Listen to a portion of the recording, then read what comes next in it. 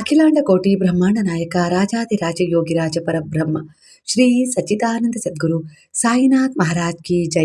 ಗುರುವಿನ ಪಾದಾರವಿಂದಗಳಿಗೆ ವಂದಿಸುತ್ತಾ, ನಮಸ್ತೆ ಸ್ನೇಹಿತರೆ. ಗುರುವಿನ ಆಶೀರ್ವಾದ, ಭಗವಂತನ ದಯೆ, ಕರುಣೆ, ಪ್ರೇಮದಲ್ಲಿ ನೀವು ಸಂರಕ್ಷಿಸಲ್ಪಡ್ತಾ ಇದ್ದೀರ.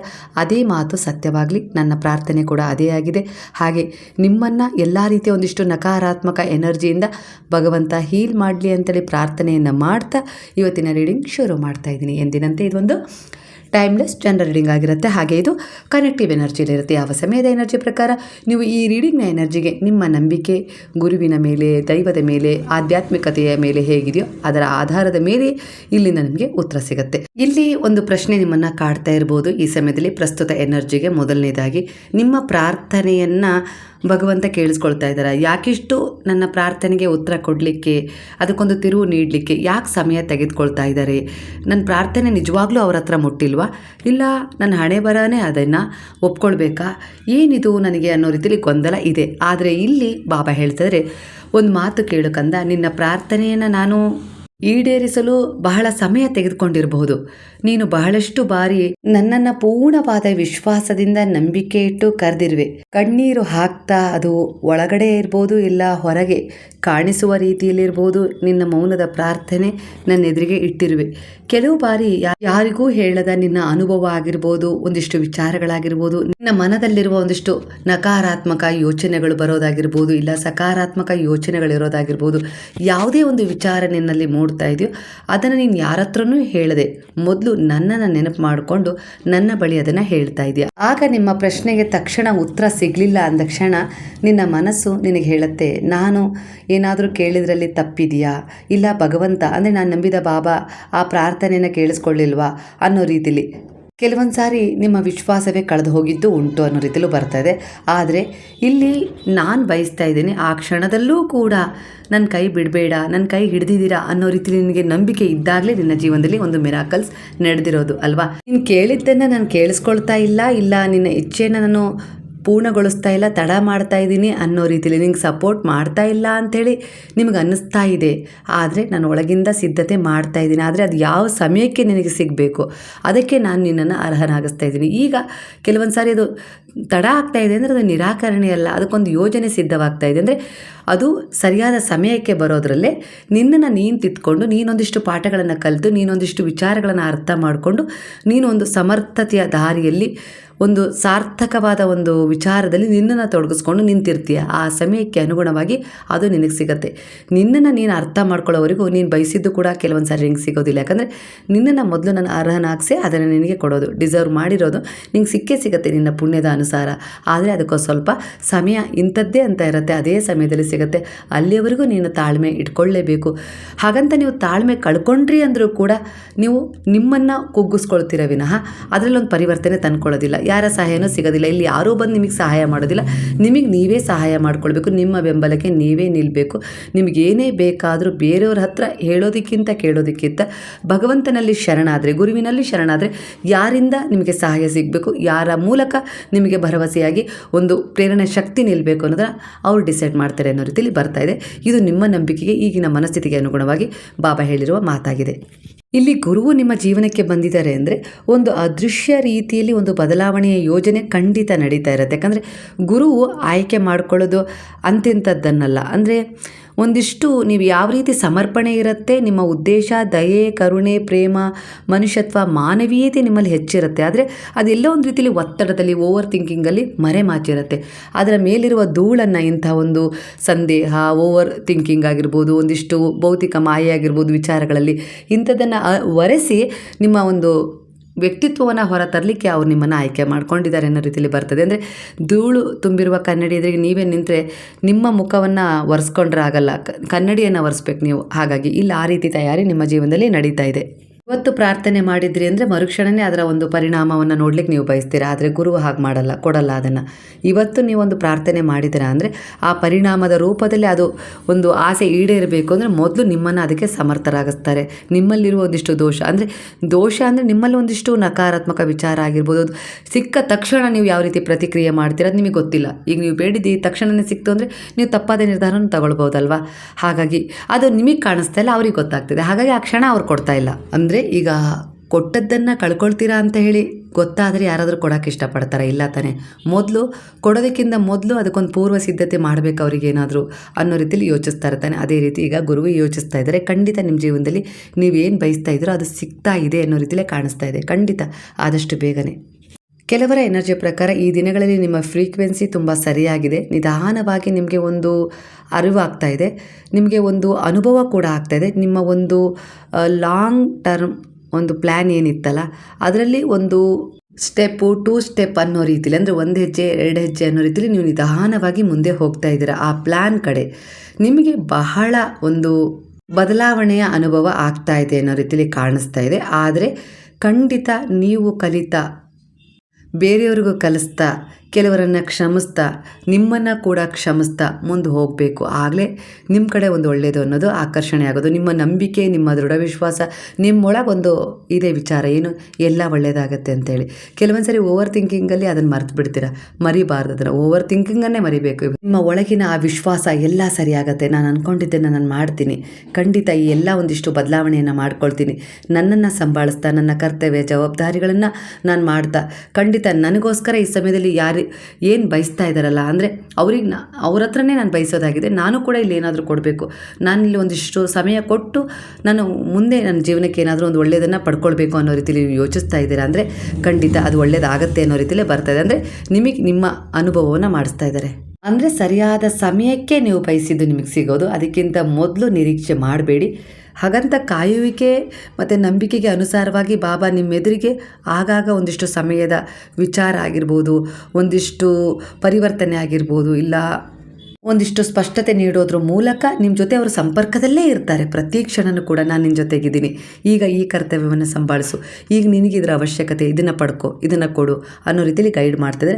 ಅದರ ನಂತರ ನಿಮ್ಮ ಕನಸು ಇಚ್ಛೆ ಈಡೇರುವ ಪ್ಲ್ಯಾನ್ ಮಾಡಿದ್ದಾರೆ ಅನ್ನೋ ರೀತಿಯಲ್ಲಿ ಕಾಣಿಸ್ತಿದೆ. ಅದೇ ನಿಮ್ಮ ಪ್ಲ್ಯಾನಲ್ಲೇ ಎಲ್ಲ ನಡೀತಾ ಇದೆ ಅಂತೇಳಿ ನೀವು ಅಂದ್ಕೊಂಡಿರ್ಬೋದು. ಅದು ಭ್ರಮೆ. ಯಾಕಂದರೆ ಅದು ನೀವು ನಂಬಿದ ಗುರುವು ದೈವದ ಮಾರ್ಗದಲ್ಲಿ ನಡೀತಾ ಇದೆ.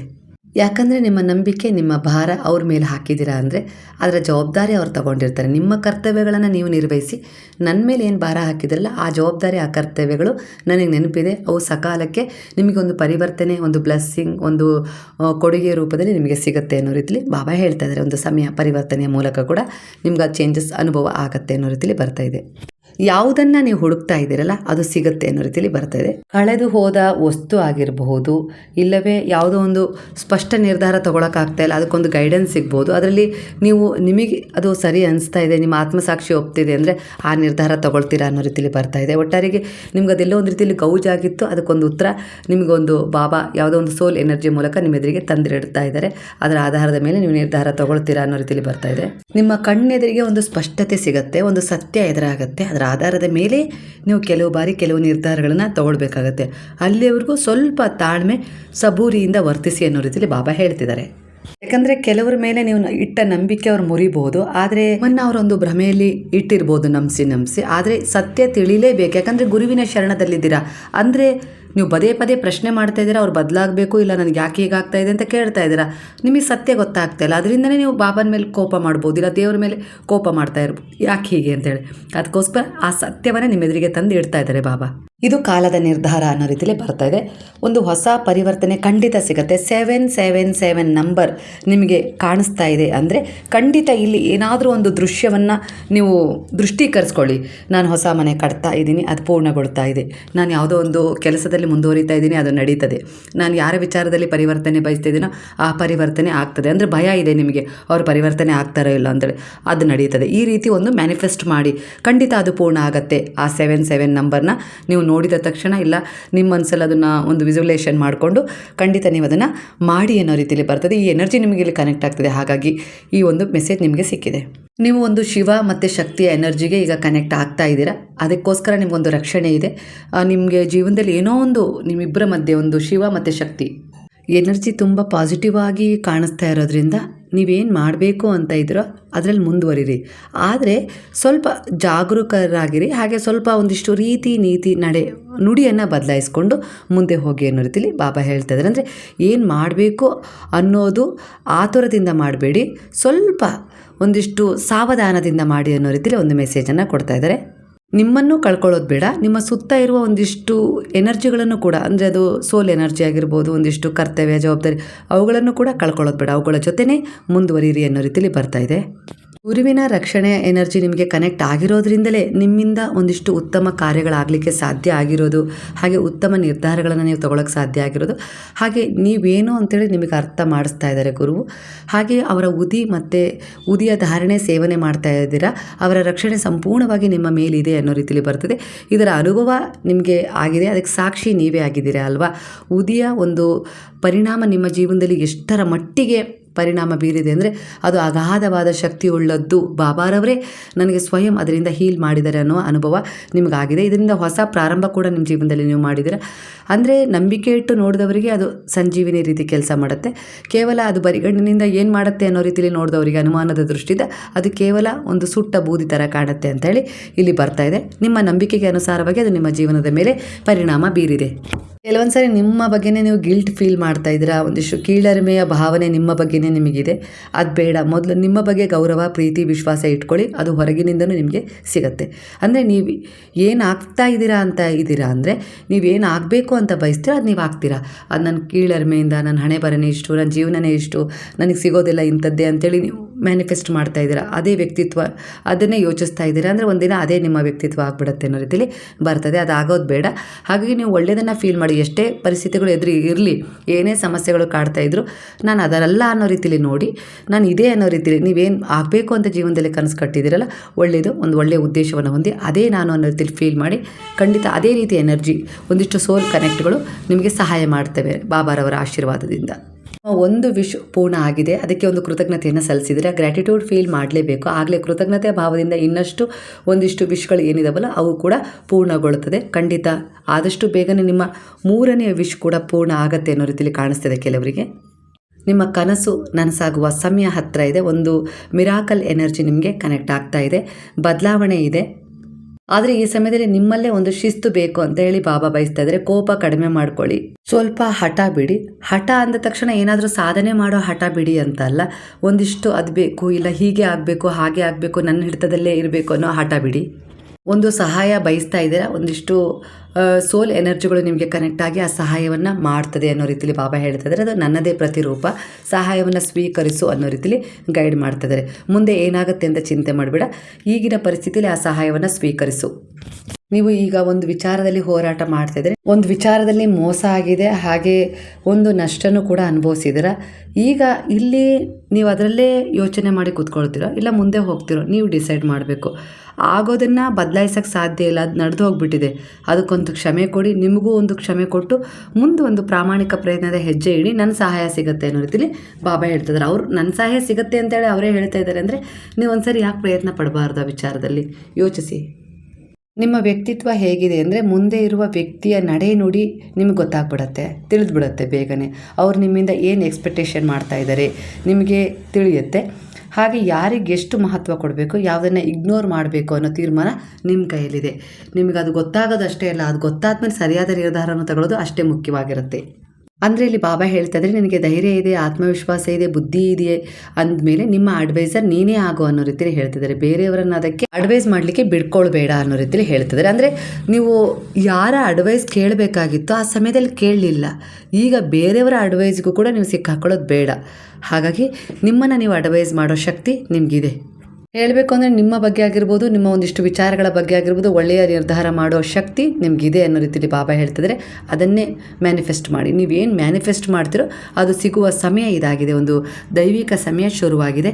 ನೀವೊಂದು ಸಂಕಲ್ಪ ಮಾಡಿದರೆ ಅದು ಮದುವೆದಾಗಿರ್ಬೋದು ಇಲ್ಲ ಒಂದು ಕೆಲಸದಾಗಿರ್ಬೋದು, ಅದು ಪೂರ್ಣಗೊಳ್ಳುತ್ತೆ ಅನ್ನೋ ರೀತಿಯಲ್ಲಿ ಬರ್ತದೆ. ಒಂದಿಷ್ಟು ಆಫೀಸ್ ವಿಚಾರದಲ್ಲಾಗಿರ್ಬೋದು, ಅಂದರೆ ನೀವು ಎಲ್ಲಿ ಕೆಲಸ ಮಾಡ್ತೀರೋ ಅಲ್ಲೊಂದಿಷ್ಟು ಭಿನ್ನಾಭಿಪ್ರಾಯಗಳ ನಡುವೆನೂ ಕೂಡ ನೀವು ಆ ಪರಿಸ್ಥಿತಿಗಳನ್ನು ಎದುರಿಸಿ ನಿಂತು ನೀವೊಂದು ಏನೋ ಪೋಸ್ಟನ್ನು ಅಲಂಕರಿಸಬೇಕು ಅಂತ ಹೇಳಿ ಅಂದ್ಕೊಂಡಿದ್ದೀರಾ ಅಂದರೆ ಅದರಲ್ಲಿ ಬಾಬಾ ಪರ್ಮಿಷನ್ ಕೊಡ್ತಾ ಇದ್ದಾರೆ, ನಿಮಗೆ ಮುಂದುವರಿಬೋದು.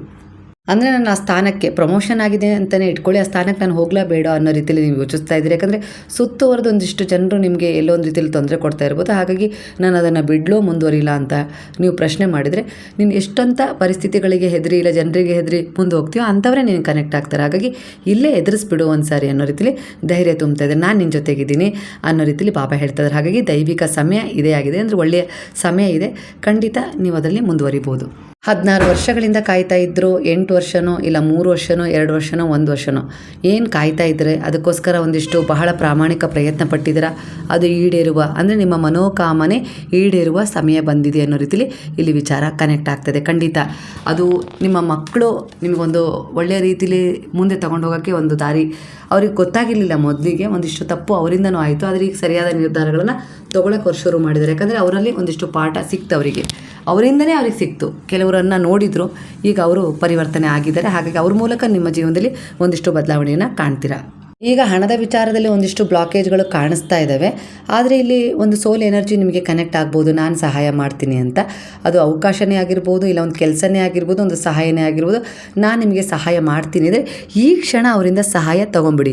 ಮುಂದೆ ಏನೋ ಆಗುತ್ತೆ ಅಂತೇಳಿ ನೀವು ಯೋಚನೆ ಮಾಡೋದು ಬೇಡ, ಜಡ್ಜ್ ಮಾಡಿಬಿಡಿ. ಈ ಕ್ಷಣ ಅದರ ಅವಶ್ಯಕತೆ ನಿಮಗಿದೆ, ಅದಕ್ಕೋಸ್ಕರ ಆ ಎನರ್ಜಿ ನಿಮಗೆ ಕನೆಕ್ಟ್ ಆಗಿ ನಾನು ಸಹಾಯ ಮಾಡ್ತಾಯಿದ್ದೀನಿ, ನೀವು ಅದನ್ನು ತಗೊಳ್ಳಿ. ನೀವು ಎಲ್ಲ ರೀತಿಯ ಒಂದಿಷ್ಟು ಪರಿವರ್ತನೆಗಳನ್ನು ಕಂಡ್ಕೊಳ್ಳೋಕೆ ಇದು ನನ್ನ ಸಹಾಯ. ಮುಂದೆ ಏನಾಗುತ್ತೆ ಅದನ್ನು ನನ್ನ ಶರಣದಲ್ಲಿ ಹಾಕ್ಬಿಡಿ, ನಾನು ನೋಡ್ಕೊಳ್ತೀನಿ. ಈಗ ನೀವು ಅನುಮಾನ ಪಡೋದು ಬೇಡ, ಸಹಾಯ ತಗೊಳ್ಳಿ ಅನ್ನೋ ರೀತಿಯಲ್ಲಿ ಬಾಬಾ ಹೇಳ್ತಿದ್ದಾರೆ. ಅಂದರೆ ನಾನು ನಿನ್ನ ಜೊತೆಗೆ ಇದ್ಮೇಲೆ ಓವರ್ ಥಿಂಕಿಂಗ್ ಯಾಕೆ ಮಾಡ್ತಾ ಇದೆಯಾ, ಒತ್ತಡಕ್ಕೆ ಯಾಕೆ ಜಾರ್ತಾ ಇದೆಯಾ, ನಾನು ಇದ್ದೀನಿ ಅಂತ ಹೇಳಿದ್ದೀನಲ್ವಾ, ಬ್ಯಾಲೆನ್ಸ್ ಸಿಗುತ್ತೆ ನಿನಗೆ. ಖಂಡಿತ ಒಂದಿಷ್ಟು ವಿಚಾರಗಳಲ್ಲಿ ನೀನು ಪರ್ಫೆಕ್ಟ್ ಆಗಿದೆಯಾ, ಅದ್ರ ಮೇಲೂ ನೀನು ನಿನ್ನ ಮೇಲೆ ಸಂದೇಹ ಪಡೋದು ಬೇಡ ಅನ್ನೋ ರೀತಿಯಲ್ಲಿ ಹೇಳ್ತಿದ್ದಾರೆ. ಯಾವ ಪ್ರಾಜೆಕ್ಟಲ್ಲಿ ನೀವು ಕೈ ಹಾಕಿ ಮುಂದುವರಿತಾ ಇದ್ದೀರೋ ಅಲ್ಲಿ ನಿಮಗೊಂದು ಬೆಂಬಲ ಇದೆ, ಒಬ್ರದ್ದು ಪ್ರಾರ್ಥನೆ ಇದೆ, ಅದು ಒಳ್ಳೆಯದಾಗಲಿ ಅಂತೇಳಿ ಬ್ಲೆಸ್ಸಿಂಗ್ ಮಾಡ್ತಾ ಇದ್ದಾರೆ ನಿಮಗೋಸ್ಕರ.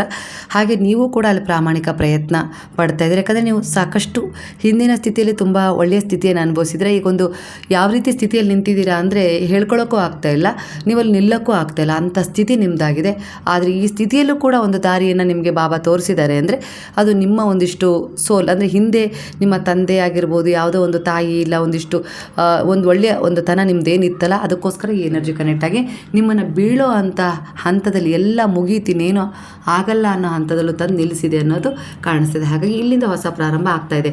ಖಂಡಿತ ಆ ಹಿಂದೇನಾಗಿತ್ತೋ ಅದೆಲ್ಲವೂ ಒಂದು ರೀತಿಯಲ್ಲಿ ನಿಮ್ಮ ತಪ್ಪಿನಿಂದನೂ ಆಗಿತ್ತು, ಇಲ್ಲ ಒಂದು ಪಾಠ ಕಲಿಸೋದಕ್ಕಾಗಿತ್ತು. ಅದನ್ನು ಬಿಟ್ಬಿಡಿ, ಕ್ಷಮಿಸ್ಬಿಡಿ, ಮುಂದೆ ಹೋಗಿ ನೀವು ಯಾವ ಪ್ರಾಜೆಕ್ಟಿಗೆ ಕೈ ಹಾಕಿದ್ರೋ ಅದರಲ್ಲಿ ಒಂದು ಗೆಲುವು ಶತಸಿದ್ಧ ಅನ್ನೋ ರೀತಿಯಲ್ಲಿ ಬರ್ತದೆ. ನೀವೆಷ್ಟು ಒಳ್ಳೆಯ ಉದ್ದೇಶದ ಕರ್ಮವನ್ನು ಹೊಂದುತ್ತಾ ಹೋಗ್ತಾ ಇದ್ರೋ ಅಷ್ಟೇ ಒಂದು ಕಾರ್ಮಿಕ್ ಕ್ಲೈನ್ಸಿಂಗ್ ಆಗ್ತಾ ಇದೆ. ಅದು ಒಂದಿಷ್ಟು ಏಂಜಲ್ಸ್ ಎನರ್ಜಿಗಳು ಕನೆಕ್ಟ್ ಆಗ್ತಿದೆ, ಪ್ರಕೃತಿ ಕನೆಕ್ಟ್ ಆಗಿದೆ. ಹಾಗೆ ಒಂದಿಷ್ಟು ಯಾವೆಲ್ಲ ಸೇವೆಯನ್ನು ಮಾಡಿದ್ರೋ ಅದರಿಂದ ಕೂಡ ನಿಮ್ಮ ಕರ್ಮಗಳು ಶುದ್ಧಿ ಆಗ್ತಾ ಇದೆ ಅನ್ನೋ ರೀತಿಯಲ್ಲಿ ಕಾಣಿಸುತ್ತೆ. ಖಂಡಿತ ನೀವೇನು ಕೊಟ್ಟಿದ್ರೋ ಅದಕ್ಕೊಂದು ಪ್ರತಿ ಉಪಕಾರ ನಿಮಗೆ ಸಿಗ್ತಾ ಇದೆ, ನಿಮಗೆ ಕಾಣಿಸ್ತಾ ಇಲ್ಲ, ಅದೃಶ್ಯ ರೂಪದಲ್ಲಿ ನಿಮಗೆ ಕೆಲಸ ಮಾಡ್ತಿದೆ ನಿಮ್ಮ ಕಡೆ, ನಿಮ್ಮ ಪರವಾಗಿ ಅನ್ನೋ ರೀತಿಯಲ್ಲಿ ಬರ್ತದೆ. ನಂಬಲೇಬೇಕು, ಯಾಕಂದರೆ ನೀವು ಒಳ್ಳೇದು ಮಾಡ್ತಾ ಇದ್ದೀರಿ ಅಂದರೆ ಒಳ್ಳೇದಾಗತ್ತೆ ಅನ್ನೋ ನಂಬಿಕೆ ಇಟ್ಟಾಗಲೇ ಅದು ಪಾಸಿಟಿವ್ ಆಗಿ ಕೆಲಸ ಮಾಡೋದು. ಹಾಗಾಗಿ ನಂಬಿಕೆ ಇಟ್ಕೊಳ್ಳಿ. ಈ ಸಮಯದಲ್ಲಿ ನಿಮ್ಮ ಜೀವನದಲ್ಲಿ ನಡೆಯುತ್ತಿರುವ ಕೆಲವು ಘಟನೆಗಳು ಅರ್ಥವಾಗದೇ ಇರಬಹುದು, ಕೆಲವೊಮ್ಮೆ ಒಂದಿಷ್ಟು ಹಳೆಯ ಸಂಬಂಧಗಳು ದೂರ ಆಗೋದು ಖಚಿತ ಅನ್ನೋ ರೀತಿಯಲ್ಲಿ ಬರ್ತದೆ. ಕೆಲವು ಅವಕಾಶಗಳು ಕೈ ತಪ್ಪುತ್ತೆ, ಮನಸ್ಸಿನಲ್ಲಿ ಅನಿವಾರ್ಚನೀಯ ಭಾರ, ಅಂದರೆ ಅದು ಹೇಳೋಕ್ಕಾಗಲ್ಲ ಆ ರೀತಿ ಭಾರ, ಕಾಲಿತನ ಅನುಭವ ಆಗುತ್ತೆ. ಇವೆಲ್ಲವೂ ಶಿಕ್ಷೆ ಅಲ್ಲ, ಇದು ಕರ್ಮ ಶುದ್ಧೀಕರಣದ ಪ್ರತಿಕ್ರಿಯೆ ಆಗಿರುತ್ತೆ, ಪ್ರಕ್ರಿಯೆ ನಡೀತಾ ಇರುತ್ತಲ್ಲ, ಅದಕ್ಕೋಸ್ಕರ ಈ ರೀತಿ ಆಗ್ತದೆ. ಅಂದರೆ ನಿಮ್ಮಿಂದ ನಿಮ್ಮ ಬಳಿ ಏನಿರಬೇಕೋ, ನಿಮ್ಮಿಂದ ಏನು ಹೊರಗೆ ಹೋಗಬೇಕೋ ಅವರು ಡಿಸೈಡ್ ಮಾಡ್ತಿದ್ದಾರೆ. ಹಾಗಾಗಿ ಇದು ಶುದ್ಧೀಕರಣದ ಸಮಯ. ಅಂದರೆ ಈಗ ನೀವು ಮನೆ ಕ್ಲೀನ್ ಮಾಡ್ತಾ ಇದ್ದೀರಾ ಅಂದರೆ ಈ ವಸ್ತು ಇರಬೇಕಾ ಬೇಡವಾ ಡಿಸೈಡ್ ನೀವು ಮಾಡ್ತಾ ಇದ್ದೀರಾ. ಅದು ಈಗ ನಮಗೆ ಅವಶ್ಯಕತೆಯ ಇದೆ ಇಲ್ವ ಮನೆಯಿಂದ ಹೊರಗೆ ಹಾಕೋದು ಅನ್ನೋ ರೀತಿಲಿ ನೋಡ್ತಾ ಇದ್ದೀರಾ ಅನ್ನೋ ರೀತಿಲಿ ಇಲ್ಲಿ ನಿಮಗೂ ಕೂಡ ನಿಮ್ಮ ಬಾಬಾ ನಿಮ್ಮ ಜೀವನದಲ್ಲಿ ಬಂದಿದ್ದಾರೆ. ನೀವು ಯಾವೆಲ್ಲ ರೀತಿಯಲ್ಲಿ ಅವರಿಗೆ ಅವರ ಉಪದೇಶಗಳ ಮೇರೆಗೆ ಕನೆಕ್ಟ್ ಆಗಿದ್ರು ಅದಕ್ಕೆ ತಕ್ಕ ಹಾಗೆ ನಿಮ್ಮ ಜೀವನದಲ್ಲಿ ವೈಯಕ್ತಿಕವಾಗಿ ಅವರು ಒಂದು ಶುದ್ಧೀಕರಣ ಮಾಡ್ತಾ ಇದ್ದಾರೆ. ನಿಮ್ಮಲ್ಲಿ ಏನಿರಬೇಕು ಏನಿರಬಾರ್ದು, ನಿಮ್ಮ ಜೊತೆ ಏನಿರಬೇಕು, ನಿಮ್ಮ ಸುತ್ತಮುತ್ತ ಏನಿರಬಾರ್ದು ಅದನ್ನು ಅವರೇ ಡಿಸೈಡ್ ಮಾಡಿ ಈಗ ಅವರ ಯೋಜನೆಯ ಮೂಲಕ ನಿಮ್ಮ ಶುದ್ಧೀಕರಣ ನಡೀತಾ ಇದೆ. ನಿಮ್ಮ ಆತ್ಮದ ಬೆಳವಣಿಗೆಗೆ ಅಡ್ಡಿಯಾಗಿರುವ ಹಳೆಯ ಕರ್ಮ ಆಗಿರ್ಬೋದು, ಒಂದು ನೋವು ಆಗಿರ್ಬೋದು, ಒಂದು ಭಯ ಆಗಿರ್ಬೋದು, ನಕಾರಾತ್ಮಕ ಬಂಧ ಆಗಿರ್ಬೋದು, ಮತ್ತು ಹಳೆಯ ಶಕ್ತಿಗಳನ್ನು ಈ ಗುರುವು ನಿಧಾನವಾಗಿ ನಿಮ್ಮ ಜೀವನದಿಂದ ತೆಗೆದು ಹಾಕ್ತಾ ಇದ್ದಾರೆ. ನೀವೀಗ ಅನುಭವಿಸ್ತಾ ಇರುವ ಬದಲಾವಣೆಗಳು ಮುಂದೆ ಬರಲಿರುವ ಸುಂದರ ಜೀವನಕ್ಕೆ ದಾರಿಯಾಗಿದೆ. ಅಂದರೆ ಅವ್ರು ಮಾಡಿಕೊಡ್ತಾ ಇದ್ದಾರೆ, ಯಾಕಂದರೆ ನೀವು ಅದನ್ನು ಕೇಳ್ತಾ ಇದ್ದೀರಾ.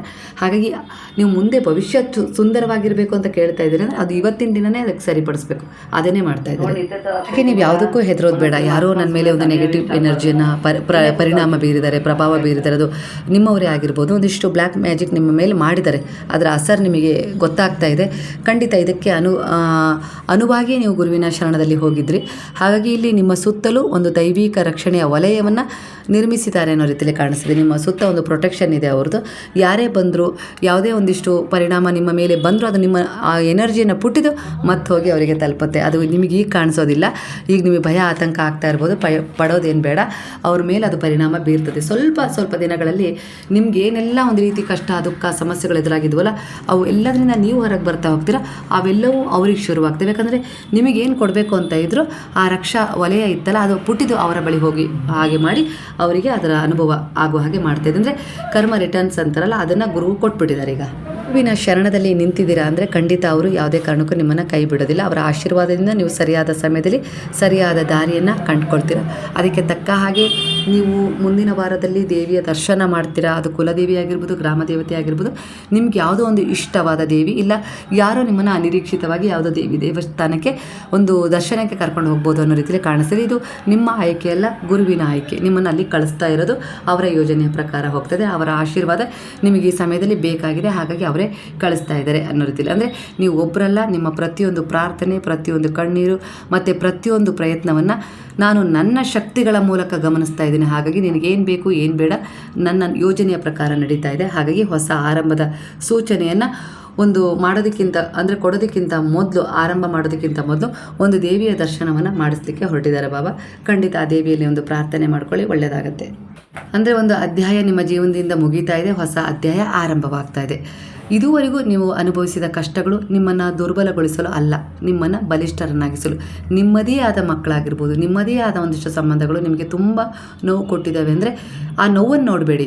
ಅದರಿಂದ ನೀವು ಯಾವೆಲ್ಲ ರೀತಿಯಲ್ಲಿ ಪರಿವರ್ತನೆ ಆಗಿದ್ದೀರಿ, ಏನೆಲ್ಲ ಕಂಡುಕೊಂಡಿದ್ದೀರಾ, ಎಷ್ಟೆಲ್ಲ ಅರ್ಥ ಮಾಡ್ಕೊಂಡಿದ್ದೀರಾ, ಎಷ್ಟೆಲ್ಲ ಒಂದಿಷ್ಟು ಒಳ್ಳೆಯದನ್ನು ನೀವು ನಿಮ್ಮ ಜೀವನದಲ್ಲಿ ಅಳವಡಿಸ್ಕೊಂಡಿದ್ದೀರಾ, ಅದನ್ನು ನೋಡಿ. ಅದಕ್ಕೋಸ್ಕರ ಅವರನ್ನು ಕ್ಷಮಿಸ್ಬಿಟ್ಟು ಬಿಟ್ಬಿಡಿ, ಮುಂದೆ ಹೋಗಿ. ನಿಮ್ಮ ಜೀವನದಲ್ಲಿ ಒಂದಿಷ್ಟು ಹೊಸ ಅವಕಾಶಗಳ ಸುರಿಮಳೆ ಆಗತ್ತೆ ಅನ್ನೋ ರೀತಿಯಲ್ಲಿ ಬಾಬಾ ಹೇಳ್ತಿದ್ದಾರೆ. ಹೊಸ ವ್ಯಕ್ತಿಗಳು ಬರ್ತಾರೆ, ಹೊಸ ಕೆಲಸ ಸಿಗುತ್ತೆ, ಹೊಸ ಆದಾಯದ ಆರಂಭ ಹೆಚ್ಚಾಗುತ್ತೆ, ಹೊಸ ಸಂಬಂಧಗಳು ಬರುತ್ತೆ. ಅದು ಮದುವೆ ಆಗಿರ್ಬೋದು, ಇಲ್ಲ ಒಂದು ಮಗುವಿನ ರೂಪದಲ್ಲಾಗಿರ್ಬೋದು, ಹಾಗೆ ಒಂದಿಷ್ಟು ಒಂದು ಸಹಾಯ ಮಾಡುವ ಸೋಲಾಗಿರ್ಬೋದು, ಮತ್ತು ಹೊಸ ಸಂತೋಷ ನಿಮ್ಮ ಜೀವನದ ಬಾಗಿಲು ತಟ್ತಾ ಇದೆ, ಸ್ವಾಗತಿಸಿ ಅಂತ ಬಾಬಾ ಹೇಳ್ತಿದ್ದಾರೆ. ಹಳೆಯ ಭಯವನ್ನು ಬಿಟ್ಬಿಡಿ, ಒಂದಿಷ್ಟು ವಿಚಾರಗಳಿಗೆ ಕ್ಷಮೆ ಕೊಟ್ಟು ದೂರ ಸರಿಸ್ಬಿಡಿ, ಹೊಸ ಜೀವನವನ್ನು ಸ್ವಾಗತಿಸಿ. ಇದೇ ಈಗ ನಿಮಗೆ ಒಳಿತು ಅನ್ನೋ ರೀತಿಯಲ್ಲಿ ಬಾಬಾ ಹೇಳ್ತಿದ್ದಾರೆ. ಹಾಗೆ ಬಹಳ ದಿನಗಳಿಂದ ನೀವು ತಾಳ್ಮೆಯಿಂದ ಕಾಯ್ತಾ ಇದ್ದ ಒಂದು ಕೆಲಸ ಆಗ್ತಾ ಇದೆ, ಮುಂದಿನ ವಾರದಲ್ಲಿ ಆಗುತ್ತೆ ಅನ್ನೋ ರೀತಿಯಲ್ಲಿ ಕಾಣಿಸ್ತಿದೆ. ಈಗ ನಿಧಾನವಾಗಿ ನಿಮ್ಮ ಕಡೆ ಅದು ಬರ್ತಾ ಇದೆ. ಅದು ಒಂದು ಆರ್ಥಿಕ ಸ್ಥಿರತೆಯೇ ಆಗಿರ್ಬೋದು, ಇಲ್ಲ ಸ್ವಾವಲಂಬನೆಯ ರೀತಿಯಲ್ಲಿ ಒಂದು ನೀವೇನೋ ಒಂದು ಸ್ವಂತ ಬಿಸ್ನೆಸ್ ಮಾಡ್ತೀನಿ ಅಂತ ಹೇಳಿ ಅಂದ್ಕೊಂಡಿದ್ದೀರಲ್ಲ, ಅದರಲ್ಲಾಗ್ಬೋದು. ಇಲ್ಲ ಗೌರವ ಎಲ್ಲಿ ಸಿಗ್ತಾ ಇಲ್ಲ, ಎಲ್ಲಿ ಬೆಲೆ ಸಿಗ್ತಾ ಇಲ್ಲ ಅಂದ್ಕೊಂಡಿದ್ರು, ಅದರಲ್ಲಿ ಬದಲಾವಣೆ ಕಾಣ್ಬೋದು. ಅಂದರೆ ಒಂದು ಅಬಂಡೆನ್ಸ್ ಅಂದರೆ ಸಮೃದ್ಧಿ ಅಂದರೆ ಒಂದೇ ರೀತಿಯಲ್ಲಿ ಬರೋದಿಲ್ಲ, ಈ ರೀತಿ ಎಲ್ಲದರಲ್ಲೂ ಬರುತ್ತೆ. ಒಂದು ಆತ್ಮವಿಶ್ವಾಸ ಹೆಚ್ಚಾಗೋದು, ಮನಸ್ಸಿಗೆ ಶಾಂತಿ ಹೆಚ್ಚಾಗೋದು, ನಿಮ್ಮ ಶ್ರಮಕ್ಕೆ ಮೌಲ್ಯ ಸಿಗೋದು, ನಿಮ್ಮನ್ನು ಅರ್ಥ ಮಾಡ್ಕೊಳ್ಳೋದು, ನಿಮಗೆ ಬೇಕಾದ ಒಂದು ಪ್ರೀತಿ ಸಿಗೋದು. ಅಂದರೆ ಕೆಲವೊಂದು ಸರಿ ನಿಮಗೆ ಪ್ರೀತಿ ಸಿಗ್ತಾ ಇದ್ದರೂ ಕೂಡ ಅದು ಅರ್ಥ ಮಾಡ್ಕೊಳ್ಳದೆ ನೀವೇ ಎಲ್ಲ ಒಂದು ರೀತಿಯಲ್ಲಿ ಅದನ್ನು ಬಂಧನ ಅಂದ್ಕೊಂಡಿದ್ರಿ. ನೆಕ್ಸ್ಟ್ ನೀವು ಅಂದ್ಕೊಳ್ಬೋದು ಅದು ಬಂಧನ ಅಲ್ಲ, ಅದು ನನ್ನ ಕಾಳಜಿ ಆಗಿತ್ತು ಅನ್ನೋ ರೀತಿಯಲ್ಲಿ ನೀವು ಅದನ್ನು ಫೀಲ್ ಮಾಡಿ ನಿಮ್ಮ ತಪ್ಪನ್ನು ತಿದ್ಕೊಂಡು ಮುಂದೆ ಹೋಗ್ತೀರಾ. ಈ ರೀತಿ ಕೂಡ ಕಾಣಿಸ್ತಿದೆ. ಒಟ್ಟಾರೆಯಾಗಿ ನೀವು ದೃಢವಾಗಿ ನಿಲ್ಲುವ ಸಮಯ ಬಂದಿದೆ.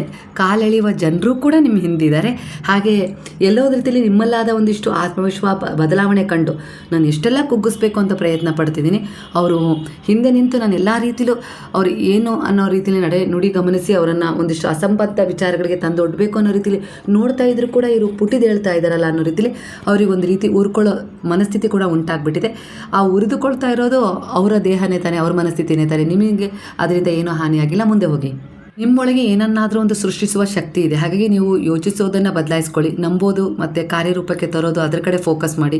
ನಿಮ್ಮ ಹಿಂದೆ ಸುತ್ತಮುತ್ತ ಯಾರೆಲ್ಲ ಏನಂತಿದ್ದಾರೆ ಅದ್ರ ಬಗ್ಗೆ ಚಿಂತೆ ಬೇಡ. ಉದ್ದೇಶ ಒಳಿತಿದೆಯಾ, ಭಗವಂತ ಮೆಚ್ಚ ಆಗಿದೆಯಾ, ಮುಂದೆ ಹೋಗಿ.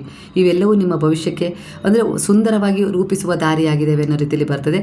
ನಿಮ್ಮ ಪ್ರತಿಭೆ, ನಿಮ್ಮ ಒಂದು ಪ್ರೊಫೆಷನಲ್ ಲೈಫಲ್ಲಾಗಿರ್ಬೋದು, ಜ್ಞಾನದಲ್ಲಾಗಿರ್ಬೋದು, ಮಾತಿನ ಶಕ್ತಿ ಆಗಿರ್ಬೋದು, ಮತ್ತು ಆತ್ಮವಿಶ್ವಾಸ ಆಗಿರ್ಬೋದು, ಈಗ ನಿಮ್ಮ ದೊಡ್ಡ ಆಯುಧವಾಗಿದೆ, ಆಯುಧಗಳಾಗ್ತವೆ ಅನ್ನೋ ರೀತಿಯಲ್ಲಿ ಬಾಬಾ ಹೇಳ್ತಿದ್ದಾರೆ. ಇದುವರೆಗೂ ಸಾಧ್ಯ ಅಂತೇಳಿ ಅಂದ್ಕೊಂಡಿದ್ದ ವಿಷಯಗಳು ಸಹ ಸಾಧ್ಯವಾಗುವ ಅವಕಾಶಗಳು ಬರುತ್ತೆ. ಅದಕ್ಕೆ ದಾರಿ ನಾನು ಮಾಡಿಕೊಡ್ತಿದ್ದೀನಿ, ನಾನು ನಿನ್ನ ಜೊತೆಗಿದ್ದೀನಿ, ನಾನು ನಿನ್ನ ಜೊತೆ ಕೈ ಜೋಡಿಸಿದ್ದೀನಿ, ಯಾವುದಕ್ಕೂ ಹೆದರಬೇಡ. ಮೊದಲ ಹೆಜ್ಜೆ ನೀನು ಇಡಲೇಬೇಕು, ನಂತರ ನನ್ನ 100 ಹೆಜ್ಜೆಗಳು ನಿನ್ನ ಮುಂದೆ ಬರುತ್ತೆ ಅನ್ನೋ ರೀತಿಯಲ್ಲಿ ಬಾಬಾ ಹೇಳ್ತಿದ್ದಾರೆ. ಇನ್ನು ಮುಂದಾದರೂ ಭಯಕ್ಕಿಂತ ಆತಂಕಕ್ಕಿಂತ ಒಂದು ನಂಬಿಕೆಯನ್ನು ಆರಿಸು, ಅನುಮಾನಕ್ಕಿಂತ ಒಂದು ವಿಶ್ವಾಸವನ್ನು ಆರಿಸು, ಹಳೆಯ ನೋವಿಗಿಂತ ಹೊಸ ಆರಂಭವನ್ನು ಆರಿಸು, ತೀರ್ಮಾನ ಬದಲಾಯಿಸು. ನೀನು ಎಲ್ಲಿವರೆಗೂ ಅದನ್ನೇ ಯೋಚಿಸ್ತೀಯಾ, ಹಾಗಾಯಿತು ಹೀಗಾಯಿತು ಅನ್ನೋ ರೀತಿಯಲ್ಲಿ ಎಲ್ಲಿವರೆಗೂ ಯೋಚಿಸ್ತೀಯ, ಅಲ್ಲಿವರೆಗೂ ಅಲ್ಲೇ ನಿಂತಿರ್ತೀಯ, ಮುಂದೆ ಹೋಗೋಕ್ಕಾಗೋದಿಲ್ಲ. ಹಾಗಾಗಿ ಮುಂದೆ ಹೋಗು. ನಿನ್ನ ಕರ್ಮ ಶುದ್ಧವಾಗ್ತಾ ಇದೆ, ನಿನ್ನ ದಾರಿ ಬೆಳಗ್ತಾ ಇದೆ, ನಾನು ನಿನಗೆ ಗೈಡ್ ಮಾಡ್ತಾ ಇದ್ದೀನಿ ಅಲ್ವಾ. ದೈವಿಕ ಸಮಯ ಕೂಡ ಶುರುವಾಗಿದೆ. ದೇವದೂತರು ನಾನು ನಿನ್ನ ಪರವಾಗಿ ಕೆಲಸ ಮಾಡಲಿಕ್ಕೆ ಕಳಿಸಿದ್ದೀನಿ. ಅದು ಪಕ್ಷಿಗಳ ಮೂಲಕ, ಒಂದು ಚಿಟ್ಟೆಗಳ ಮೂಲಕ, ಕಾಮನ ಬಿಲ್ಲಿನ ಮೂಲಕ, ನೀರಿನ ಮೂಲಕ, ಗಾಳಿಯ ಮೂಲಕ, ತಂಗಾಳಿಯ ಮೂಲಕ, ಈ ರೀತಿಯಾಗಿ ಒಂದಿಷ್ಟು ದೇವದೂತರನ್ನು ನಾನು ನಿನ್ನ ಬಳಿ ಕಳಿಸಿದ್ದೀನಿ ನಿನ್ನನ್ನು ಹೀಲ್ ಮಾಡಲಿಕ್ಕೆ. ಗ್ರ್ಯಾಟಿಟ್ಯೂಡ್ ಆಗಿರುವ ಆ ಎನರ್ಜಿಗೆ, ಪ್ರಕೃತಿಯ ಎನರ್ಜಿಗೆ ಗ್ರ್ಯಾಟಿಟ್ಯೂಡ್ ತೋರಿಸು. ಒಂದು ಗಾರ್ಡಿಯನ್ ಏಂಜಲ್ಸ್ ಆಗಿ, ಅಂದರೆ ದೇವದೂತರು ನಿನ್ನ ಸಹಾಯಕ್ಕಾಗಿ ನಾನು ನೇಮಿಸಿದ್ದೇನೆ ಅನ್ನೋ ರೀತಿಯಲ್ಲಿ ಬಾಬಾ ಹೇಳ್ತಾ ಇದ್ದಾರೆ. ನಿಮ್ಮ ಜೀವನದಲ್ಲಿ ಅದ್ಭುತ ಬದಲಾವಣೆಗಳ ಆರಂಭ ಈಗ ಶುರುವಾಗಿದೆ. ಸರಿಯಾದ ಸಮಯದಲ್ಲಿ ಸರಿಯಾದ ಆಶೀರ್ವಾದ, ಸರಿಯಾದವರಿಂದ ಒಂದು ಮಾರ್ಗದರ್ಶನ ನಿನ್ನ ಕೈ ಸೇರಲಿದೆ. ವಿಶ್ವಾಸದಿಂದ ಮುಂದೆ ಸಾಗು ಅಂತ ಬಾಬಾ ಹೇಳ್ತಾ ಇದ್ದಾರೆ. ನಿನ್ನ ಸಮಸ್ಯೆ, ದೋಷ, ನಿನಗೇನು ಸಿಕ್ಕಿಲ್ಲ, ಏನು ಸಿಗಬೇಕು, ಇವೆಲ್ಲವೂ ಏನಿದಾವಲ್ವಾ ಅದೆಲ್ಲವೂ ನನ್ನ ಯೋಜನೆಯಾಗಿದೆ ನನ್ನ ಶರಣದಲ್ಲಿ ಬಂದ ಮೇಲೆ. ಹಾಗಾಗಿ ನಾನು ದುನಿಯಾ ಮುಂದೆ ಕುಳಿತು ಅದೇ ಕೆಲಸ ಮಾಡ್ತಾ ಇರೋದು. ನಿನ್ನ ಜೀವನದಿಂದ ಏನು ಹೊರ ಹೋಗಬೇಕು ಅದನ್ನು ಸುಡ್ತಾ ಇದ್ದೀನಿ. ನಿನ್ನ ಜೀವನಕ್ಕೆ ಏನು ಸಿಗಬೇಕು ಅದನ್ನು ಉದಿಯ ಮೂಲಕ ನಿನಗೆ ತಲುಪಿಸ್ತಾ ಇದ್ದೀನಿ. ಅದನ್ನು ಸ್ವೀಕರಿಸು, ಧಾರಣೆ ಮಾಡು ಅನ್ನೋ ರೀತಿಲಿ, ಅದನ್ನು ಸೇವನೆ ಮಾಡು ಅನ್ನೋ ರೀತಿಲಿ ಹೇಳ್ತಾ ಇದ್ದಾರೆ. ಅದಕ್ಕೆ ಪ್ರತಿಯಾಗಿ ನೀವು ಸಚ್ಚರಿತ್ರೆ ಪಾರಾಯಣ ಮಾಡ್ತಿದ್ರೆ, ಅದ್ರ ಜೊತೆ ಭಗವದ್ಗೀತೆ ಆಗಿರ್ಬೋದು, ದೇವಿ ಪುರಾಣ ಆಗಿರ್ಬೋದು, ಇಂಥವೆಲ್ಲವನ್ನು ನೀವು ಸ್ಪರ್ಶ ಮಾಡಿ ಒಂದು ನಮಸ್ಕಾರ ಮಾಡ್ಕೊಳ್ತಾ ಇದ್ದೀರಿ. ಈಗ ಓದೋಕ್ಕಾಗಲಿಲ್ಲ ಅಂದರೆ ಅದನ್ನು ಮುಟ್ಟಿ ನಮಸ್ಕಾರ ಮಾಡ್ಕೊಳ್ಳೋ ರೀತಿಲಿ ಅದಕ್ಕೊಂದು ಶರಣ ಆಗ್ತಾ ಇದ್ದೀರಾ. ಈಗ ಆ ರೀತಿ ಒಂದು ಎನರ್ಜಿ ನಿಮಗೆ ಕನೆಕ್ಟ್ ಆಗಿದೆ ಅಂದರೆ ಮುಂದೆ ಅದನ್ನು ನೀವು ಓದ್ತೀರಾ ಅನ್ನೋ ರೀತಿಲಿ ಒಂದು ಆಧ್ಯಾತ್ಮಿಕ ಪ್ರಯಾಣದಲ್ಲಿ ನಿಮ್ಮನ್ನು ತೊಡಗಿಸ್ಕೊಳ್ತಾ ಇದ್ದೀರಾ. ಅದು ನಿಮಗೆ ವಿಶಿಷ್ಟವಾದ ದಾರಿಯಲ್ಲಿ ತಗೊಂಡು ಹೋಗೋದ್ರ ಜೊತೆಗೆ ಒಂದು ನೀವು ಅಂದ್ಕೊಂಡೇ ಇರೋಲ್ಲ ಜೀವನದಲ್ಲಿ ಅಂಥ ಒಂದು ಗೌರವ ಸ್ಥಾನಮಾನದಲ್ಲಿ ನಿಮ್ಮನ್ನು ನೆಲೆಸುತ್ತೆ. ತುಂಬ ಸಫರ್ ಮಾಡಿದ್ದೀರಾ, ನಿಮ್ಮ ಪೀಳಿಗೆ ಆಗಿರ್ಬೋದು, ನಿಮ್ಮ ಪೂರ್ವಜರಾಗಿರ್ಬೋದು, ಒಂದಿಷ್ಟು ಸ್ಥಾನಮಾನ ಒಂದಿಷ್ಟು ಗಳಿಸ್ಕೊಳ್ಳಿಲ್ಲ ಅಂದರೂ ಒಂದಿಷ್ಟು ಅದನ್ನು ಕೊಡೋಕ್ಕೆ ಪ್ರಯತ್ನ ಪಟ್ಟಿದ್ದೀರಾ, ಅಂದರೆ ಒಳ್ಳೆಯದನ್ನು ಕೊಡೋಕ್ಕೆ ಪ್ರಯತ್ನ ಪಟ್ಟಿದ್ದೀರಾ. ಅದಕ್ಕೋಸ್ಕರ ಒಂದಿಷ್ಟು ಡಿಸರ್ವ್ ಆಗಿತ್ತು, ಅದನ್ನು ನೀವು ಪಡ್ಕೊಳ್ತೀರಾ. ಮೊಮ್ಮಕ್ಕಳಾಗಿರ್ಬೋದು, ಮಗ ಆಗಿರ್ಬೋದು, ಈ ರೂಪದಲ್ಲಿ ನಿಮಗದು ಸಿಕ್ಕೇ ಸಿಗುತ್ತೆ ಅನ್ನೋ ರೀತಿಯಲ್ಲಿ ಬರ್ತಾ ಇದೆ. ಆಧ್ಯಾತ್ಮಿಕ ಎನರ್ಜಿಗೆ ಕನೆಕ್ಟ್ ಆಗ್ತಾ ಇದ್ದ ಹಾಗೆ ನೀವು ಒಂದು ಆಳವಾದ ಪರಿವರ್ತನೆಯ ಹಂತದಲ್ಲಿ ಇದ್ದೀರಾ. ಈಗ ಇಲ್ಲಿ ಕೆಲವೊಮ್ಮೆ ಎಲ್ಲವೂ ಇದ್ದರೂ ಮನಸ್ಸಿಗೆ ಸಂತೋಷ ಇರಲಿಲ್ಲ, ಏನೋ ಕಳೆದುಕೊಂಡ ಭಾವನೆ, ಜೀವನದಲ್ಲಿ ಯಾವ ದಿಕ್ಕಿಗೆ ಹೋಗಬೇಕು ಎನ್ನುವ ಗೊಂದಲ ಕಾಣಿಸ್ತಾ ಇರ್ಬೋದು. ಆದರೆ ಇದು ಅಂತ್ಯ ಅಲ್ಲ, ಇದು ಆತ್ಮದ ಒಂದು ಜಾಗೃತಿ ಆರಂಭ. ಹೊಸದರ ಕಡೆ ನೀವು ಬಂದಾಗ ಒಂದಿಷ್ಟು ಹೊಸ ಅನುಭವಗಳು ಸಿಗ್ತದೆ. ಯಾವುದೋ ಒಂದು ಗುರುತು ಪರಿಚಯ ಇಲ್ಲದ ಊರಿಗೆ ಹೋದಾಗ ಅಲ್ಲಿ ನಿಮ್ಗೆ ಏನು ಮಾಡಬೇಕು ಅಂತ ಗೊತ್ತಾಗಲ್ಲ. ಹಾಗೆ ಈ ಒಂದು ಆಧ್ಯಾತ್ಮಿಕ ಪ್ರಯಾಣದಲ್ಲಿ ಒಂದು ಆ ಕಡೆ ಹೋಗ್ತಾ ಇರೋ ದಿಕ್ಕನ್ನು ಒಂದೇ ಸರಿ ಈ ಕಡೆ ತಿರುಗಿಸ್ಕೊಂಡಿದ್ದೀರಾ ಅಂದರೆ ಇಲ್ಲಿ ನಿಮ್ಗೆ ಏನು ಮಾಡಬೇಕು ಅಂತ ಗೊತ್ತಾಗಲ್ಲ. ಆದರೆ ನಿಧಾನವಾಗಿ ನೀವು ಯಾವ ರೀತಿ ಪ್ರಬುದ್ಧರಾಗ್ತೀರಾ ಅಂದರೆ ಜೀವನದಲ್ಲಿ ನೀವು ಎಲ್ಲವನ್ನ ಕೇಳದೇ ಪಡ್ಕೊಳ್ತೀರಾ, ಅಷ್ಟೊಂದು ಒಳ್ಳೇದು ನಿಮಗೆ ಸಿಗುತ್ತೆ. ನಿಮ್ಮ ಗಂಡನಲ್ಲಿ ಪರಿವರ್ತನೆ ಬಯಸಿದ್ರಿ, ಖಂಡಿತ ಅವ್ರು ಬರ್ತಾರೆ ಅನ್ನೋ ರೀತಿಯಲ್ಲಿ ಕಾಣಿಸ್ತಿದೆ. ಹೆಂಡತಿಯಲ್ಲಿ ಪರಿವರ್ತನೆ ನೀವು ಬಯಸ್ತೇ ಇದ್ದರೂ ಅನಿರೀಕ್ಷಿತವಾಗಿ ಅದು ನಿಮಗೆ ಸಿಕ್ಬಿಟ್ಟಿದೆ. ಇದು ನೀವು ಖುಷಿ ಪಡೋ ವಿಚಾರ ಅನ್ನೋ ರೀತಿಯಲ್ಲಿ ಕಾಣಿಸ್ತಿದೆ. ಬಾಬಾ ಹೇಳ್ತಿದ್ರೆ ಮುಚ್ಚಿದ ಒಂದಿಷ್ಟು ಬಾಗಿಲು ಅಂತ ಹೇಳಿ ನೀವು ಬೇಸರ ಪಡ್ಕೊಳ್ಳೋದು ಬೇಡ. ನಾನು ಈಗಾಗಲೇ ನಿಮಗಾಗಿ ಇನ್ನೂ ಉತ್ತಮವಾದ ಬಾಗಿಲನ್ನು ತೆರಿತಾ ಇದ್ದೀನಿ, ಅದ್ರ ಕಡೆ ಫೋಕಸ್ ಮಾಡಿ. ಮುಚ್ಚಿದ ಬಾಗಿಲನ್ನೇ ಯಾಕೆ ನೋಡ್ತಾ ಇದ್ದೀರಾ? ನಾನು ತೆರೆದಿರೋ ಬಾಗಿಲು ಕಡೆನೂ ಗಮನ ಕೊಡಿ. ಕಳ್ಕೊಂಡದ್ದನ್ನೇ ನೋಡ್ತಾ ಕೂತ್ಕೊಳ್ಳೋದು ಬೇಡ. ನಿನಗೆ ನಾನೇನು ನೋಡ್ತಾ ಇದ್ದೀನಲ್ಲ, ಕೊಡ್ತಾ ಇದ್ದೀನಲ್ಲ ಹೊಸ ಅವಕಾಶ, ಅದ್ರ ಕಡೆನೂ ಗಮನ ಕೊಡು ಅನ್ನೋದು ಇದರ ಅರ್ಥ. ಇಲ್ಲೊಂದು ಯಾವ ರೀತಿ ಎನರ್ಜಿ ಕನೆಕ್ಟ್ ಆಗಿದೆ ಅಂದರೆ ಈ ಸಮಯದಲ್ಲಿ ನಿಮ್ಮ ಜೀವನದಲ್ಲಿ ಒಂದು ಭ್ರಮೆ, ಒಂದು ಗೊಂದಲ, ಅತಿಯಾದ ಆಸೆ ಮತ್ತು ಹಳೆಯ ಕರ್ಮಗಳ ಮೇಲಕ್ಕೆ ತರ್ತಾ ಇದೆ. ನೀವು ಯಾವುದು ನಿಜ, ಯಾವುದು ಕೇವಲ ಮಾಯೆ ಎಂಬುದನ್ನು ಅರಿಯುವಂತೆ ಮಾಡ್ತಾ ಇದೆ ಅಲ್ವಾ. ಇದು ನಿಮ್ಮನ್ನು ಹೆದರಿಸಲು ಬರುತ್ತಾ ಇಲ್ಲ, ನಿಮ್ಮೊಳಗಿನ ಶಕ್ತಿಯನ್ನು ಎಚ್ಚರಿಸಲು ಬರ್ತಾ ಇದೆ. ಸರಿಯಾದ ದಾರಿಯನ್ನು ಹುಡುಕೋ, ಅಡ್ಡ ದಾರಿಯಲ್ಲಿ ಹೋಗಬೇಡ ಅನ್ನೋ ರೀತಿಯಲ್ಲಿ ಎಚ್ಚರಿಸ್ತಾ ಇದೆ. ಇದುವರೆಗೂ ಮುಚ್ಚಿದ್ದ ಬಾಗಿಲುಗಳ ಬಗ್ಗೆ ನೀವು ಬೇಸರ ಪಡ್ಕೊಳ್ಳೋದು ಬೇಡ, ನಾನು ಅದನ್ನು ತೆಗಿತೀನಿ ಅನ್ನೋ ರೀತಿಯಲ್ಲಿ ಬರ್ತದೆ. ಅಂದರೆ ಪರೀಕ್ಷೆಗಳು ಶಾಶ್ವತ ಅಲ್ಲ, ನಿನ್ನ ಕರ್ಮ ಶುದ್ಧೀಕರಣ ನಡೀತಾ ಇದೆ, ನಿನ್ನ ಅಂತರಂಗದ ಜ್ಞಾನ ಈಗ ಹೆಚ್ಚಾಗ್ತದೆ. ಹಾಗೆ ಈಗ ನಿನ್ನ ಜೀವನದ ದಿಕ್ಕು ಬದಲಾಗುವ ಸಮಯ ಬಂದಿದೆ. ನಿರೀಕ್ಷಿಸಿದ ಅವಕಾಶ, ಒಂದು ವ್ಯಕ್ತಿಗಳು ನಿನ್ನ ಜೀವನದಲ್ಲಿ ಬರ್ತದೆ. ಹಾಗೆ ಒಂದು ಹೊಸ ಅವಕಾಶ, ಸಂಬಂಧ ಅಥವಾ ಆರ್ಥಿಕ ಬೆಳವಣಿಗೆ ನಿಮ್ಮತ್ತ ಬರ್ತಾ ಇದೆ. ಇದನ್ನು ನಿಮ್ಮ ಎನರ್ಜಿಗೆ ಕನೆಕ್ಟ್ ಮಾಡ್ಕೊಳ್ಳಿ. ಇದೊಂದು ಜನರಲ್ ರೀಡಿಂಗ್ ಆಗಿರುತ್ತೆ. ನೀವು ಅನುಭವಿಸಿದ ಪ್ರತಿಯೊಂದು ನೋವು ಕೂಡ ವ್ಯರ್ಥ ಆಗಿಲ್ಲ, ನಿಮ್ಮ ಪ್ರಾರ್ಥನೆ ಕೂಡ ವ್ಯರ್ಥ ಆಗಿಲ್ಲ, ನೀವು ಮಾಡಿದ್ದು ಒಳ್ಳೆಯದು ವ್ಯರ್ಥ ಆಗಿಲ್ಲ, ನೀವು ಕೊಟ್ಟದ್ದು ಕೆಟ್ಟದ್ದು ವ್ಯರ್ಥ ಆಗಿಲ್ಲ, ಎಲ್ಲವೂ ನಿಮ್ಮ ಜೊತೆನೇ ಸಾಗ್ತಾ ಇದೆ. ಹಾಗಾಗಿ ಕೆಟ್ಟದ್ದು ಏನು ಕೊಟ್ಟಿದ್ದೀರಲ್ಲ ಅದನ್ನು ತಿದ್ಕೊಳ್ಳೋ ಪ್ರಯತ್ನ ಪಡಿ. ಒಳ್ಳೆಯದನ್ನು ಇನ್ನೊಂದಿಷ್ಟು ಕೂಡಿಸ್ಕೊಳ್ಳೋ ಪ್ರಯತ್ನ ಪಟ್ಟಾಗ ಅದು ತನ್ನಿಂದ ತಾನೇ ಸರಿಯುತ್ತೆ. ನೀವು ಸರಿಸಬೇಕು ಅಂತ ಏನಿಲ್ಲ, ಆ ರೀತಿ ಶುದ್ಧೀಕರಣ ಬಾಬಾ ಮಾಡ್ತಾ ಇದ್ದಾರೆ ಅನ್ನೋ ರೀತಿಯಲ್ಲಿ ಬರ್ತದೆ. ಕೆಲವರ ಎನರ್ಜಿಯ ಪ್ರಕಾರ ನೀವೊಂದಿಷ್ಟು ಹೊರಗಿನ ಪ್ರಯಾಣವನ್ನು ಈ ತಿಂಗಳಲ್ಲಿ ತುಂಬ ಮಾಡ್ತೀರಾ ಅನ್ನೋ ರೀತಿಯಲ್ಲಿ ಕಾಣಿಸ್ತದೆ. ಸ್ವಲ್ಪ ಜಾಗೃತವಾಗಿರಿ, ಭಯ ಪಡಿಸೋಕ್ಕಲ್ಲ. ನಿಮ್ಮ ವಸ್ತು ಆಗಿರ್ಬೋದು, ನೀವು ಕರ್ಕೊಂಡೋಗಿರೋ ಮಕ್ಕಳಾಗಿರ್ಬೋದು, ಅವ್ರ ಮೇಲೆ, ಒಂದು ವಯಸ್ಸಾದವ್ರನ್ನಾಗಿರ್ಬೋದು, ಇಲ್ಲ ನಿಮ್ಮ ಮೇಲೆ ನಿಮಗೆ ಸ್ವಲ್ಪ ಕಾಳಜಿ ಇರಲಿ. ಮೈಮರೆತು ಕೂತ್ಕೊಳ್ಳೋದು, ಮೈಮರೆತು ಯಾರ ಬಗ್ಗೆ ಆದರೂ ನಂಬಿಕೆ ಇಟ್ಟು ಅವ್ರ ಜೊತೆ ವ್ಯವಹರಿಸೋದು ಮಾಡಬೇಡಿ ಅನ್ನೋ ರೀತಿಯಲ್ಲಿ ಎಚ್ಚರಿಕೆ ಬರ್ತಾಯಿದೆ. ಹಾಗಾಗಿ ಇದ್ರ ಬಗ್ಗೆ ಗಮನ ಇಡಿ.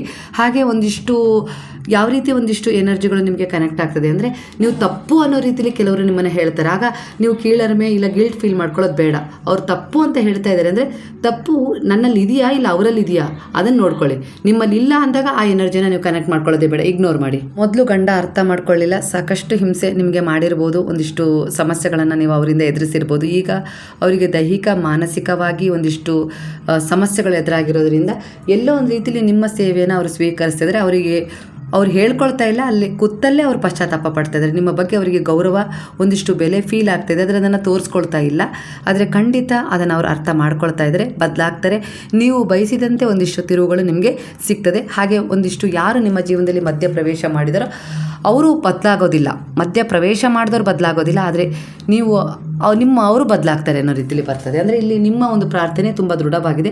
ನಿಮ್ಮವರೇ ಬದಲಾಗಿ ಅದರಿಂದ ಹೊರಗೆ ಬರಬೇಕೇ ವಿನಃ ಅವ್ರು ಬದಲಾಗೋದಿಲ್ಲ. ಅವ್ರು ಇನ್ನೂ ಅವರನ್ನು ಆಕರ್ಷಣೆ ಮಾಡೋಕ್ಕೆ ಪ್ರಯತ್ನ ಪಡ್ತಿದ್ರೆ ಅವರು ಅದರಲ್ಲಿ ನಿಜವಾದ ಪ್ರೀತಿ ಕೊಡ್ತಾ ಇಲ್ಲ, ನಿಜವಾದ ಬೆಲೆನೂ ಕೊಡ್ತಾ ಇಲ್ಲ. ಅವ್ರಿಗೆ ತಕ್ಷಣದ ಒಂದು ಬೆನಿಫಿಟ್ ಬೇಕು, ಹಾಗಾಗಿ ಅವರನ್ನು ಬಯಸ್ತಾ ಇದ್ದಾರೆ ಅಷ್ಟೇ. ಆದರೆ ನೀವು ತಕ್ಷಣದ ಬೆನಿಫಿಟ್ ಕೇಳ್ತಾ ಇಲ್ಲ, ಅವರೇ ನನಗೆ ಬೇಕು, ನನ್ನ ಭಾಗ್ಯನೇ ಅವರು ಅನ್ನೋ ರೀತಿಯಲ್ಲಿ ನೀವು ಯೋಚಿಸ್ತಾ ಇದ್ದೀರಾ. ಹಾಗಾಗಿ ನಿಮ್ಮ ಬಳಿನೇ ಅಂದರೆ ಯಾರಿಗದು ಸಿಗಬೇಕೋ ಅವ್ರ ಕಡೆ ಗುರುವು ಕರುಣಿಸ್ತಾರೆ. ಭಗವಂತನ ದೃಷ್ಟಿಯಲ್ಲಿ ನೀವು ಹೇಗಿರಬೇಕು ಅನ್ನೋದ್ರ ಕಡೆ ಮಾತ್ರ ಗಮನ ಹರಿಸಿ. ನೀವು ಈಗ ಯಾವಾಗೆಲ್ಲ ಭಗವಂತನಲ್ಲಿ ತಲೆ ತಗ್ಗಿಸ್ತೀರೋ ಅಷ್ಟೇ ನೀವು ತಲೆ ಎತ್ತಿ ನಿಲ್ಲೋ ಹಾಗೆ ಮಾಡ್ತಾರೆ. ಹಾಗಾಗಿ ನಂಬಿಕೆ ಅಲ್ಲಿಡಿ. ನೀವು ಇಲ್ಲೆಲ್ಲೋ ಒಂದು ರೀತಿಯಲ್ಲಿ ಫೋಕಸ್ ಮಾಡೋಕ್ಕೆ ಹೋಗಬೇಡಿ. ಏನು ನಡಿಬೇಕೋ ಅದನ್ನು ಬದಲಾಯಿಸೋಕ್ಕಾಗಲ್ಲ, ಆದರೆ ಭಗವಂತನಲ್ಲಿ ಶರಣಾದರೆ ಖಂಡಿತ ಅದರಲ್ಲಿ ಬದಲಾವಣೆ ಕಾಣ್ತೀರ. ನೀವೇ ಮಾಡ್ತೀನಿ ಅನ್ನೋದು ತಪ್ಪಾಗುತ್ತೆ. ಪ್ರಯತ್ನ ಅಷ್ಟೇ ಮಾಡಬೇಕು, ಉಳಿದಿದ್ದನ್ನೆಲ್ಲ ಭಗವಂತನ ಪಾದಗಳಲ್ಲಿ ಸಮರ್ಪಣೆ ಮಾಡಬೇಕು. ಬಾಬಾ ಹೇಳಿದಾರಲ್ಲ, ನಿನ್ನಿಂದ ಎಷ್ಟು ಪ್ರಯತ್ನ ಪಡೋಕ್ಕಾಗುತ್ತೋ ಮಾಡು, ಆಗಲಿಲ್ಲದನ್ನು ನನಗೆ ಹಾಕ್ಬಿಡು ನನ್ನ ಪಾದಗಳಿಗೆ ಅನ್ನೋ ರೀತಿಲಿ ಅದನ್ನೇ ಮಾಡಿ. ಅಂದರೆ ಯಾವ ರೀತಿ ಸಮರ್ಪಣೆ ಭಾವ ಇರಬೇಕು ಅಂದರೆ, ಈಗ ಸೀತೆಯನ್ನು ಪಡ್ಕೊಳ್ಳೋಕ್ಕೆ ರಾವಣ ಬಯಸಿದಾಗ ಬಿಲ್ಲನ್ನು ಎತ್ತಲಿಕ್ಕೆ ಹೋದಾಗ ನಾನು ಎತ್ತಿಬಿಡ್ತೀನಿ ಅನ್ನೋ ಅಹಂಕಾರದಲ್ಲಿ, ನನಗೆ ಶಕ್ತಿ ಇದೆ, 10 ತಲೆಗಳಿದ್ದಾವೆ, ನಾನು ಎತ್ತಿಬಿಡ್ತೀನಿ ಅನ್ನೋ ಅಹಂಕಾರದಲ್ಲಿ ಅದನ್ನು ಎತ್ತಕ್ಕೆ ಹೋದ. ಅದಾಗಲಿಲ್ಲ ಅಲ್ವಾ? ಅಹಂಕಾರ, ಸಮರ್ಪಣೆ ಇರಲಿಲ್ಲ, ಅಲ್ಲಿ ಅಹಂಕಾರ ಇತ್ತು, ನಾನು ಅನ್ನೋದಿತ್ತು. ಹಾಗಾಗಿ ಅವನಲ್ಲಿ ಆಗಲಿಲ್ಲ ಅದು.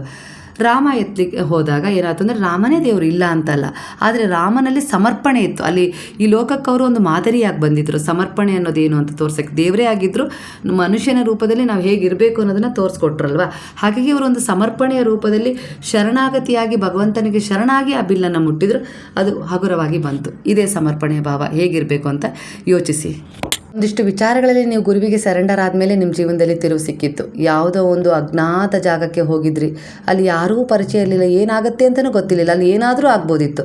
ಆದರೆ ನಿಮ್ಮ ಜೊತೆ ನೀವು ಬಾಬಾನ ಕರ್ಕೊಂಡು ಹೋಗಿದ್ರಿ, ಹಾಗಾಗಿ ಅಲ್ಲಿ ಅಂಥದ್ದೇನೂ ನಡೀಲಿಲ್ಲ ಅಲ್ವಾ? ಅದೇ ರೀತಿ ಅಂತ ಎಷ್ಟು ಅನುಭವಗಳು ನಿಮಗೆ ಸಾಕ್ಷಿಯಾಗಿ ನಿಂತಿದ್ದಾವೆ ನಿಮ್ಮ ಎದುರಿಗೆ. ಹಾಗಾಗಿ ಈಗಲೂ ಹೆದರೋದು ಬೇಡ. ಖಂಡಿತ ಈಗಲೂ ಕೂಡ ಬಾಬಾ ನಿಮ್ಮ ಜೊತೆಗಿದ್ದಾರೆ. ನಿಮ್ಮ ಉತ್ತಮವಾದ ಕರ್ಮಗಳು ನಿಮ್ಮ ಜೊತೆಗಿದ್ದಾವೆ, ಅದ್ರ ಜೊತೆ ನಿಮ್ಮ ಪ್ರಾರಬ್ಧ ಕರ್ಮಗಳು ಕೂಡ ಜೊತೆ ಸಾಕ್ತಿದ್ದಾವೆ. ಒಳ್ಳೆಯ ಉದ್ದೇಶಗಳ ಕರ್ಮ ದಿನನಿತ್ಯ ನೀವು ಕೂಡಿಸ್ತಾ ಹೋದರೆ ಪ್ರಾರಬ್ಧದಲ್ಲಿರುವ ಕೆಟ್ಟ ಕರ್ಮಗಳು ತನ್ನಿಂದ ತಾನೇ ಅಳಿತವೆ. ಅದಕ್ಕೆ ಗೈಡೆನ್ಸ್ ಬಾಬಾ ಕೊಡ್ತದೆ. ನಿಮ್ಮೊಳಗಿನಿಂದ ನಿಂತು ಅವರು ಕಾರ್ಯಪ್ರವೃತ್ತರಾಗಿದ್ದಾರೆ ಅನ್ನೋ ರೀತಿಯಲ್ಲಿ ಕಾಣಿಸ್ತಿದೆ. ಒಟ್ಟಾರೆಯಾಗಿ ಇಷ್ಟು ಎನರ್ಜಿಗಳು ಈ ಕಾರ್ಡ್ಗಳಲ್ಲಿ ಬಂದಿತ್ತು. ಅದನ್ನು ನಾನು ನನ್ನ ಕೈಲಾದ ಮಟ್ಟಿಗೆ ನಿಮಗೆ ವಿಸ್ತರಿಸಿ ತಿಳಿ ಆಗುವ ಹಾಗೆ ಹೇಳಿದ್ದೀನಿ. ಈ ಎನರ್ಜಿ ನಿಮಗೆ ಕನೆಕ್ಟ್ ಆಗಿ ಗುರುವಿನ ಶರಣದಲ್ಲಿ ನಾನು ಹೋದರೆ ಖಂಡಿತ ನನ್ನ ಜೀವನದಲ್ಲಿ ಎಲ್ಲ ರೀತಿಯ ಸಮಸ್ಯೆಗಳಿಂದ ನಾನು ಹೊರಗೆ ಬರ್ಬೋದು ಅನ್ನೋ ವಿಶ್ವಾಸ ನಿಮಗಿದ್ದರೆ ಕೃತಜ್ಞತಾಪೂರ್ವಕವಾಗಿ ಸಾಯಿರಾಮ್ ಅಂತೇಳಿ ಕಮೆಂಟ್ ಮಾಡಿ. ಹಾಗಾದರೆ ಎಲ್ಲರೂ ಸೇರಿ ಹೇಳೋಣವಾ?